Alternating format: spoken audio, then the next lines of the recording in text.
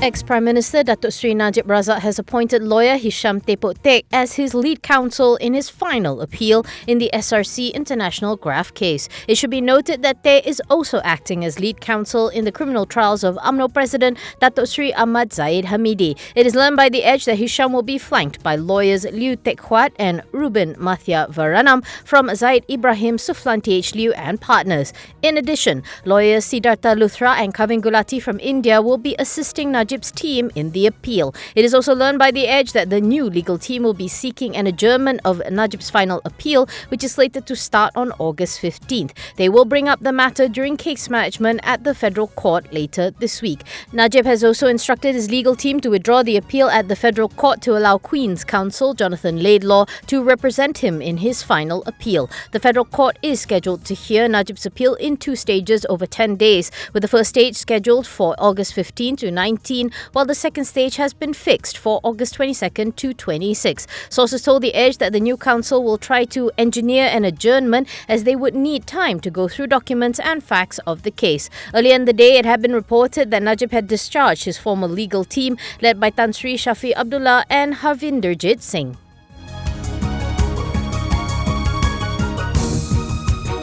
Kosan Rubber Industry saw its second quarter net profit plunge 96% year-on-year to 46 million from 1.06 billion posted a year ago, as both revenue and the average selling prices for gloves dropped. Revenue for the quarter declined by 73.6% to 589.9 million from 2.24 billion previously. It was a similar story for its first half numbers, with net profit tumbling 94% to 136.1 million, while top line declined 71.1% to 1.28 billion versus the 4.43 billion posted the year before. Moving forward, Kosan said that the glove industry will be confronted by an oversupply situation as a result of overstocking and subsequent inventory adjustments for customers, which has forced ASP to come down. Kosan added that the surplus in stock capacity arising from existing and new entrants, higher energy costs as a result of the Russia-Ukraine conflict, and the increase in minimum wages will continue to impact the industry. Over the longer term, the group said the global glove demand is expected to remain on a growth path as a result of a shift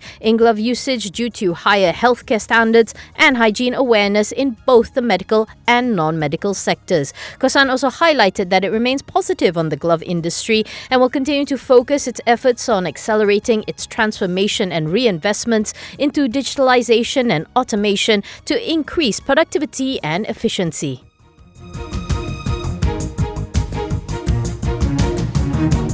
Ctos Digital's second quarter net profit spiked by 90% year-on-year to 22.5 million from 11.8 million a year ago, thanks to a substantial jump in other income and share of profits from newly acquired associates. The contribution from Juris Tech, which it acquired in March 2022, and its Thai associate Business Online Public Co jumped more than 3 times to 5.7 million ringgit. Ctos' top line for the quarter rose 23% to 46.5 million from 37.9 million previously. It declared a second single-tier interim dividend of 0.59 cent per share. For the first half, net profit surged 79% to 35 million, while revenue improved by 18% year-on-year to 89.2 million ringgit. Group CEO Eric Hamburger said that Ctos is on track to delivering a solid performance in 2022, adding that the emergence of digital banking, buy now pay later services and other fintech activities will provide growth and business opportunities. Hamburger adds that the group is making good progress in its discussions with the successful digital bank licensees. Meanwhile, Ctos will also be seeking shareholders' approval in an upcoming EGM on the recently proposed acquisition of an additional 19.9% from Oscar Matrix and potentially up to another 30.9% from other shareholders of RAM Holdings. Hamburger says that once it gets the green light, Ctos is targeting to complete the transactions by the third quarter of 2022, after which he says the company then plans to use the next couple of years to digest its acquisitions and realize Ctos' growth potential and maximize synergies.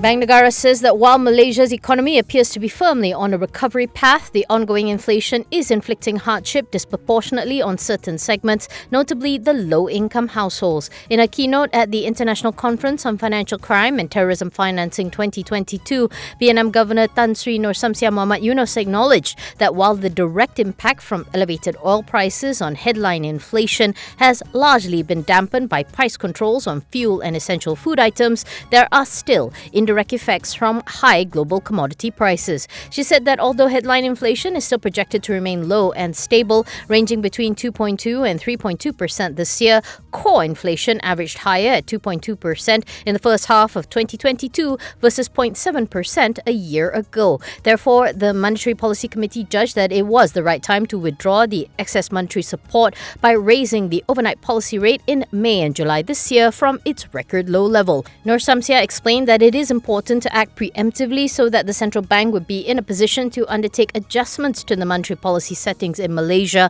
in a measured and gradual way to avoid hindering the country's economic recovery. She also said that BNM continues to use the tools at its disposal to ensure movements in the ringgit are orderly in an environment of aggressive monetary policy tightening by the US Federal Reserve.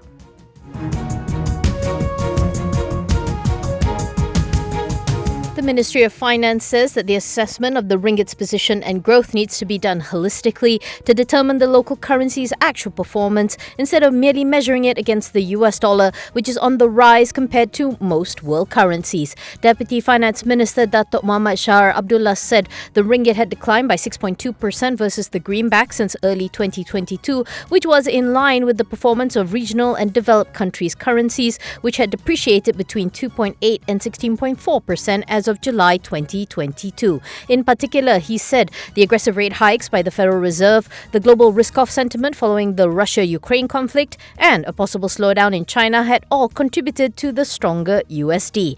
Muhammad Shahar added that the government will continue to manage risks from domestic and external developments, and Bank Negara is also prepared to use its operational policy instruments to prevent significant fluctuations. He also notes that year-to-date, the ringgit had increased in value compared with several major currencies such as the Japanese yen, the British pound, the euro, the Philippine peso, and the Thai baht. However, the ringgit today had a rough day versus the Singapore dollar, with the RM/SGD rate touching a record of 3.2182 before returning to 3.2154. It traded between 3.2126 to 3.2182 throughout the day.